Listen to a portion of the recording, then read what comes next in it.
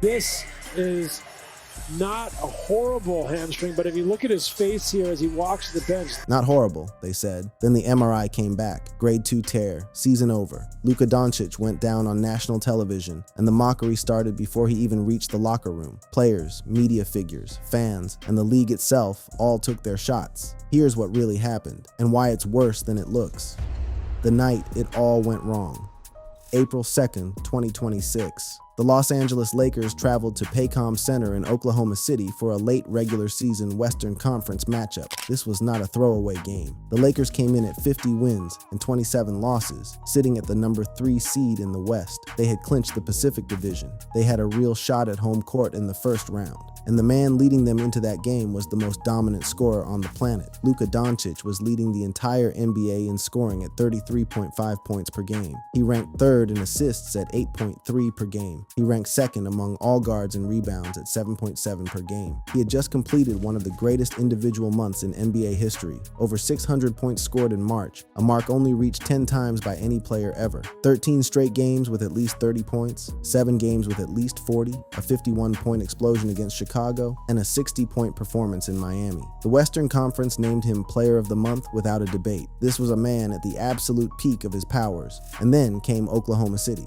The Thunder blew the Lakers out 139-96. It was not competitive. The Lakers trailed by 31 points at halftime, 82-51. And somewhere inside that wreckage, Luka Doncic had already given the first signal that something was wrong. He was seen grabbing at his left hamstring in the first half. Not once, visibly, on camera. He received treatment at halftime.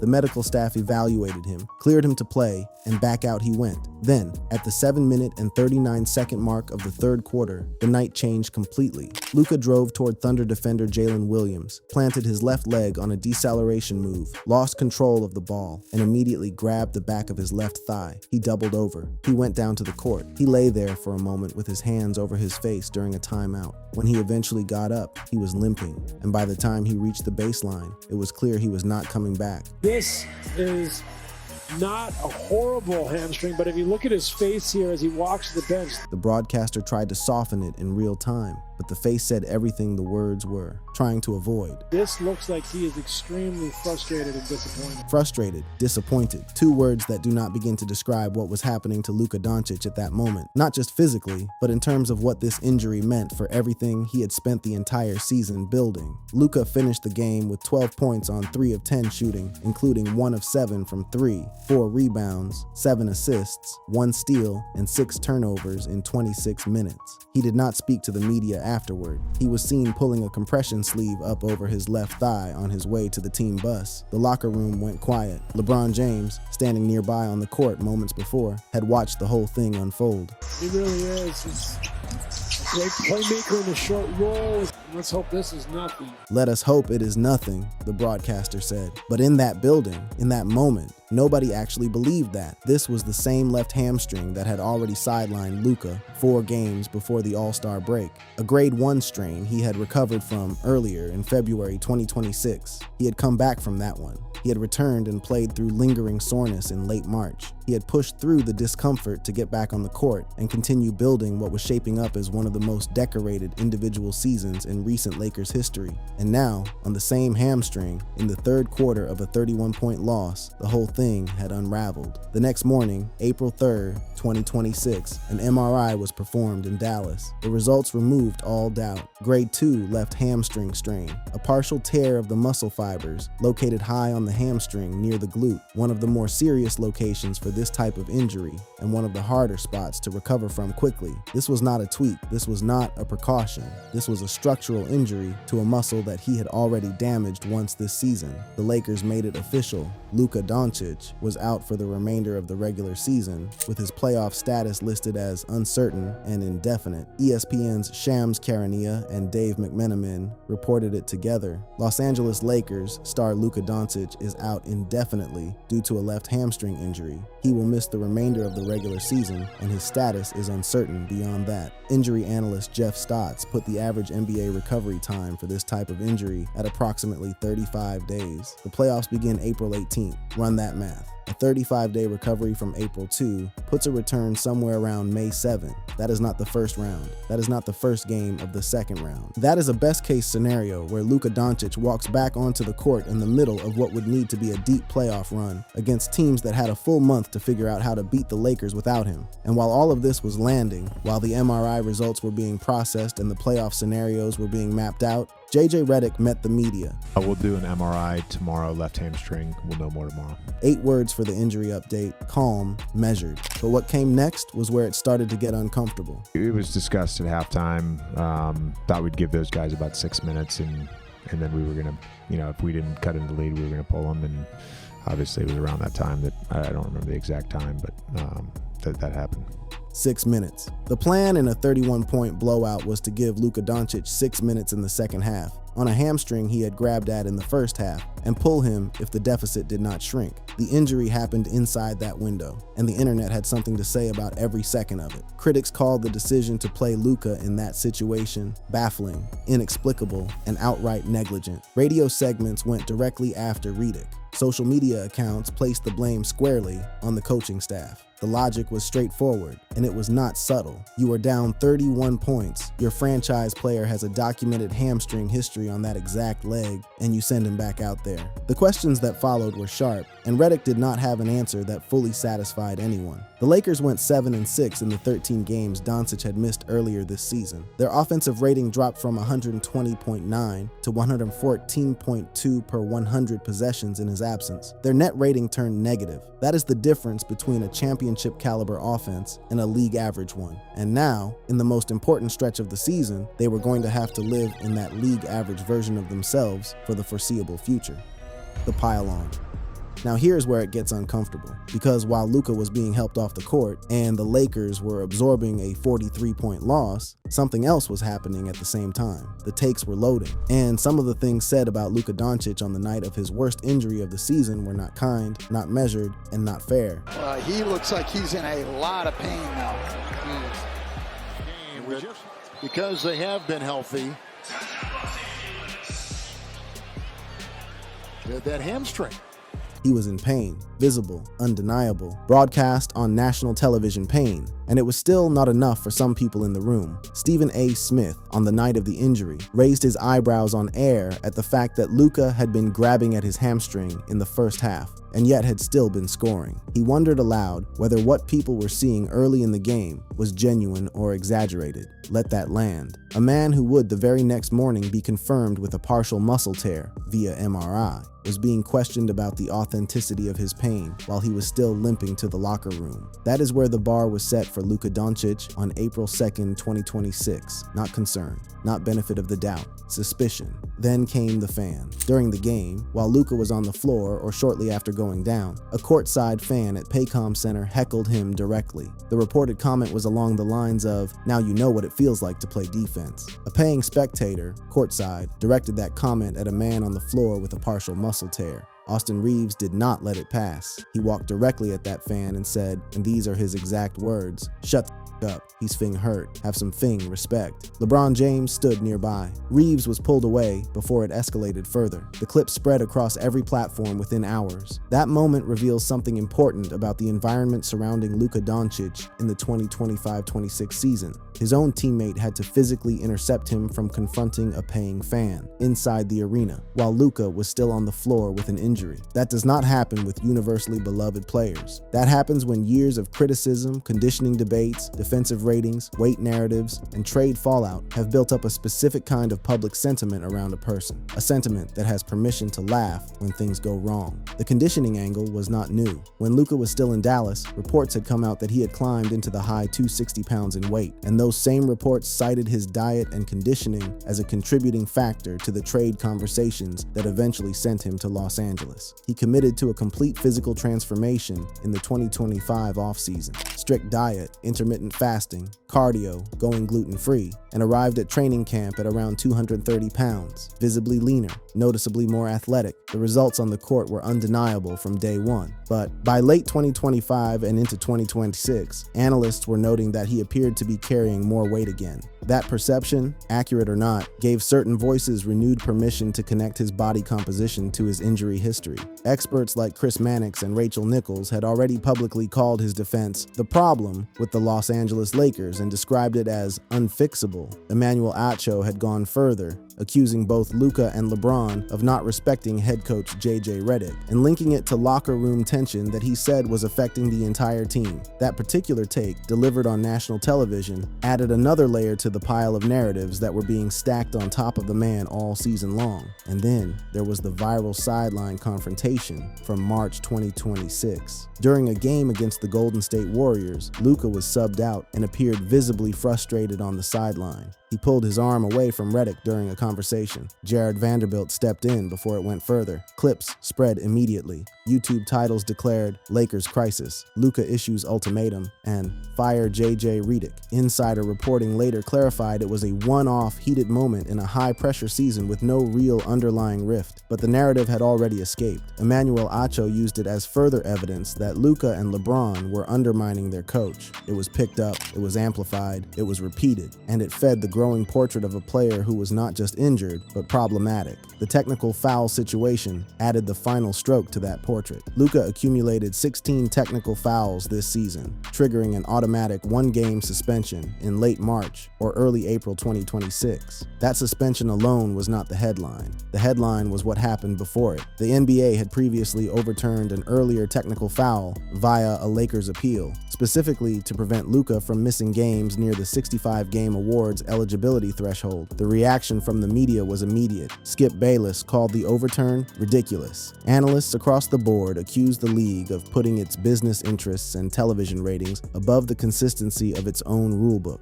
and that perception that the NBA bends its rules for Luka Doncic turned a significant portion of the basketball public against him before he ever set foot on the court in Oklahoma City. So when he went down in that third quarter, the response was not uniform concern. There was a genuine faction, loud, visible, and active on social media and radio, that treated it as something other than a tragedy. Advanced metrics from Cleaning the Glass had shown all season that the Lakers' offense ranked in the 92nd percentile with Doncic on the floor and dropped to the 45th percentile without him. None of that context mattered to the people who spent that night making jokes. They had been waiting for a moment to land on. And this was it. He was still down. This was indeed a story, a much bigger one than the broadcast was ready to tell in real time. The system breaks. While the mockery was running at full volume across social media, television, and radio, a separate and arguably more damaging form of clowning was taking shape. This one did not come from a courtside heckler or a sports talk pundit. It came from the structure of the league itself. Luka Doncic had played in 64 games entering the Oklahoma City matchup on April 2nd, 2026. The NBA's 65-game eligibility rule requires players to appear in at least 65 regular season games, with at least 20 minutes logged in the vast majority of them, to qualify for end-of-season awards, including MVP, All-NBA, All-Defensive Team, Defensive Player of the Year, and Most Improved Player. He was one game short of that threshold. One game. The league's leading scorer for the entire season was one game short of being recognized for being the league's leading scorer. The rule was introduced in the 2023-24 season. Its purpose was explicit: to curb load management, to stop stars from sitting out healthy on nationally televised games, and then collecting individual hardware at year's end. The idea was sensible when the problem was stars choosing rest over availability. But the 2025-26 season exposed in the clearest possible terms what happens when the rule encounters a season defined not by load management, but by a cascade of genuine injuries across the league's most important players. As of April 4th, 2026, 12 notable stars had been confirmed ineligible or were virtually certain to fall short of the 65-game threshold. 12. Not fringe rotation players, not bench pieces, all-stars, MVP candidates, the faces of franchises. Anthony Edwards of the Minnesota Timberwolves played in 58 or 59 games, missing 6 straight in March with right knee inflammation, then sitting out again on April 2nd against the Pistons. No path to 65 with 6 games remaining. All NBA. Candidate gone. Cade Cunningham of the Detroit Pistons played in 60 or 61 games before being ruled out indefinitely after a collapsed lung was diagnosed on March 17, 2026. He was averaging 24.5 points and 9.9 assists per game while leading the Detroit Pistons as Eastern Conference leaders. A top 5 MVP conversation by any reasonable measure, erased entirely by a game count and a collapsed lung that had nothing to do with resting healthy. Stephen Curry of the Golden State Warriors missed approximately 23 games with knee patellofemoral pain and a bone bruise since late January. Eligibility gone. Giannis Antetokounmpo of the Milwaukee Bucks missed 15 or more games from a calf strain in January, plus additional ankle and knee issues throughout the season. 27.7 points, 10.1 rebounds, and 5.5 assists per game, without a single award consideration to show for it. LeBron James missed 18 or more games, including time for foot arthritis in February, ending a 21-year All-NBA streak while averaging 21.8 points and 6.9 assists at the age of 41. That is the company Luka Doncic was now keeping.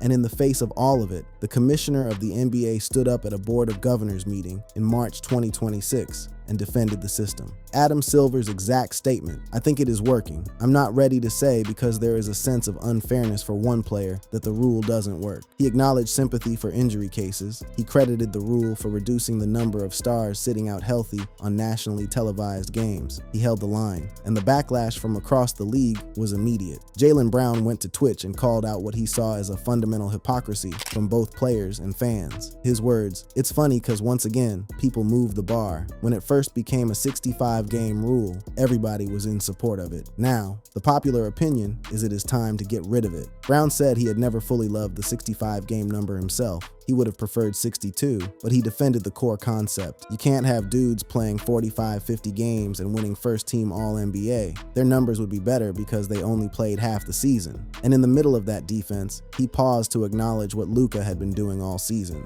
Luka has been going crazy recently. He saw the production. He acknowledged it. And then he still held firm. ESPN's Tim on Get Up called the rule a mistake on April 3rd, saying the NBA has got to look at some sort of exceptions. The Athletic and the New York Times labeled the award season a fiasco and described the situation as dumber now, with multiple superstars disqualified by injury rather than choice. The NBPA, under Andre Iguodala, issued strong statements urging abolition or reform of the rule, calling it arbitrary and overly rigid after far too many deserving players had been wiped out of consideration. And none of that helped Luka Doncic, not yet. His agent, Bill Duffy of WME Basketball, announced plans to file an extraordinary circumstances challenge to the 65-game rule on Luka's behalf. Duffy's statement laid out the case in plain terms. This season, Luka Doncic has performed at a historic level, leading the league in scoring, carrying the Lakers to third place in the Western Conference, and placing himself in the middle of one of the most tightly contested MVP races in memory. To ensure that Luka's incredible accomplishments this season are rightly honored and he can be considered for the league's end-of-season awards, we intend to apply for an extraordinary circumstances challenge to the 65-game rule. Duffy pointed specifically to 2 absences that had nothing to do with load management: the 4 games missed around the All-Star break for the earlier Grade 1 hamstring strain, and 2 games in December 2025 when Luka flew to Slovenia for the birth of his second daughter. He was back in the United States and playing basketball 2 days later. A man who flew across an ocean, witnessed his child's birth, and was back on an NBA court 48 hours later is 1 game short of award eligibility. That is the situation. Experts like Bobby Marks indicated Luka has a strong case for an exception based on the totality of circumstances. Betting markets, including BetMGM, had already removed him from the MVP odds board entirely by the time the news broke. The challenge outcome remained pending as of April 4th, 2026. And here is the detail that makes the whole thing feel almost surreal. Without all NBA honors, Luka Doncic would be just the 3rd player in NBA history to lead the league in scoring without making an All-NBA team. 3rd player in the entire history of the league. A man who averaged 33.5 points per game, who had 13 straight 30-point games, who scored 60 in one night and 51 in another, who ranked 3rd in assists and 2nd among guards and rebounds. And the league might not even put him on the All-NBA team because of 1 game. game, 1 game short. Luka had placed 4th in the final ESPN Media Straw poll for MVP, behind Shai Gilgeous-Alexander, Victor Wembanyama, and Nikola Jokic. With the injury and the eligibility question now both on the table, SGA and Wembanyama became the clear frontrunners. The race that Luka had been making a real argument in for the entirety of the season had effectively been decided for him, not by the voters, not by the statistics, but by a rule and a hamstring. The full collapse.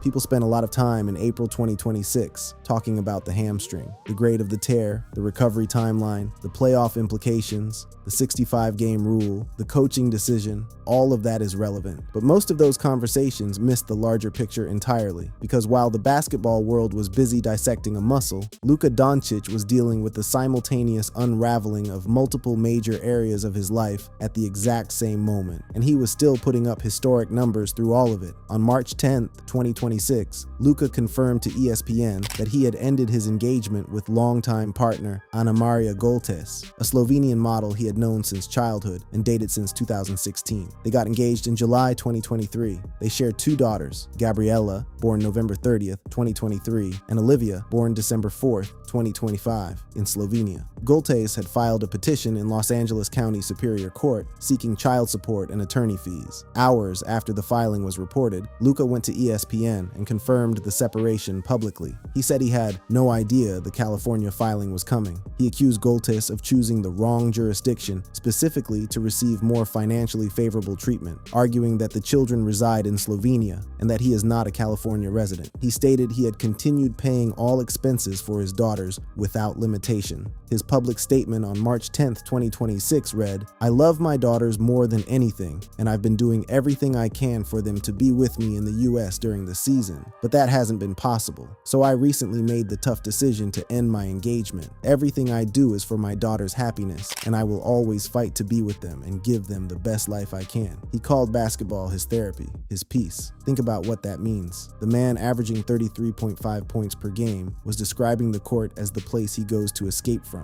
What is happening in his personal life? Goltes had reportedly relocated back to Slovenia with Gabriella while pregnant with Olivia in the period following Luka's trade to the Lakers in February 2025. The same 2 December 2025 games being cited in the awards eligibility challenge, the 2 games Luka missed to fly to Slovenia for Olivia's birth, are now also tied directly into the custody dispute. He flew to Slovenia. His daughter was born. He was back playing NBA basketball 2 days later. And by early April 2026, he had not seen either daughter since that December trip, more than 4 months. On February 26, 2026, Luka filed an interim injunction in Slovenian courts seeking immediate contact with both daughters. His legal team, which included well-known attorney Laura Wasser, was pushing to dismiss the California filing and resolve the matter through Slovenian courts since the children lived there. Goltes deleted all photos of Luka from her Instagram, leaving only images of the children. She liked social media comments referencing postpartum hormones, stress, and lack of support. Media coverage picked it up. Tabloids ran with it. The custody battle became part of the rotating news cycle alongside the injury updates and the playoff projections. Now go back to those 13 straight 30-point games, the 51-point game against Chicago, the 60-point eruption in Miami, the 600 points in March. All of that happened while a cross-continental custody dispute was playing out in 2 different countries. While Luka had not seen his daughters in months, while he was publicly navigating the end of a relationship that had defined his personal life for a decade. He called the court his therapy, and then he went out there and put up numbers that would have been extraordinary even for a man with nothing else going on, and people were making weight jokes. The trade itself had never fully settled either. The February 2025 blockbuster, Luka Doncic to the Lakers in exchange for Anthony Davis, remains one of the most debated transactions in NBA history. Mavericks fans called it blasphemy and the worst trade in sports history. NBA players league-wide described it as shocking. Luka himself said his initial reaction was terrible. He had genuinely believed he would spend his entire career in Dallas. By the time March and April 2026 arrived, the Dallas Mavericks were sitting at around 24 wins and 51 losses. Former Mavericks owner Mark Cuban appeared on a podcast in late March or early April and pointed fingers at coach Jason Kidd for being involved in pushing the trade. Kidd fired back publicly. "When are we going to move on?" Luka, in a February 2026 interview, described the Lakers as a legendary organization and indicated it was a better place than Dallas. Dallas was still smoldering. The Mavericks front front office was still absorbing heat, and Luka, despite everything, was thriving in Los Angeles in a way that made the trade look even more lopsided by the week. The Lakers entered the final stretch of the regular season at 50 wins and 27 losses, holding the Pacific Division title and the number 3 seed in the West. Their 5 remaining games, at Dallas on April 5th, versus Oklahoma City on April 7th, at Golden State on April 9th, versus Phoenix on April 10th, and versus Utah on April 12th, would all be played without him. Coach Redick had already told reporters the team would lean on our depth and not force anything. Austin Reeves would absorb the primary ball handling responsibilities. Anthony Davis would see an increased scoring load. The offense would slow, flatten, and become simpler and easier to defend. ESPN's Tim Bontemps described the situation as the ultimate test of roster depth that the Lakers have not faced since the 2020 bubble title run. Yahoo Sports' Jake Fisher put it plainly. Without Luka's gravity, the Lakers become a very good but not elite team. Good enough to win a first-round series in a best-of-7 grind, but vulnerable once the competition intensifies. Projection models from ESPN, 538, and NBA.com collectively gave the Luka-less Lakers under 15% odds of reaching the conference finals and under 5% of winning the championship. Historical data shows that teams missing their leading scorer and primary playmaker for an entire first-round series win that series just 28% of the time. For a franchise that built its entire postseason identity around the shoulders of one man, those numbers are not encouraging. The organization's reported target for ramping Luka back up to on-court activity is between April 25 and April 30th, contingent on swelling going down and strength tests clearing. That timeline would put a potential return somewhere in the conference semifinals, Game 2 or Game 3 at the earliest, assuming the Lakers can actually get past the first round without him, a task that most projection models classify as genuinely uphill. And we'll try to update it with you with Cash when we come back on Prime. They came back. They gave the update, and it was every bit as bad as the floor had suggested. The full picture of what Luka Doncic is carrying into this playoff run, or watching from a training room, is not one that lends itself to jokes. A grade 2 partial tear on a previously injured hamstring, a 35-day average recovery timeline, a custody battle in 2 countries over 2 daughters he has not seen in 4 months, a trade that ended his time with the only organization he ever knew, a 65-game eligibility rule that is 1 game away from stripping him of recognition for one of the most dominant individual seasons the NBA has produced in years, a coaching decision that people are still furious about, a weight narrative that never fully went away, and a public that, in a meaningful portion, greeted his worst moment of the season not with sympathy, but with content. Without all NBA recognition, Luka Doncic would join a list of just 2 players in NBA history who led the league in scoring without being named to an all-NBA team. That is the stakes of the eligibility challenge. That is what 1 game means. And that challenge, the extraordinary circumstances filing, was still pending as of April 4th, 2026, with no guarantee of approval. He went to the locker room. He pulled the sleeve over his leg. He got on the bus. He said nothing. And the clowning continued.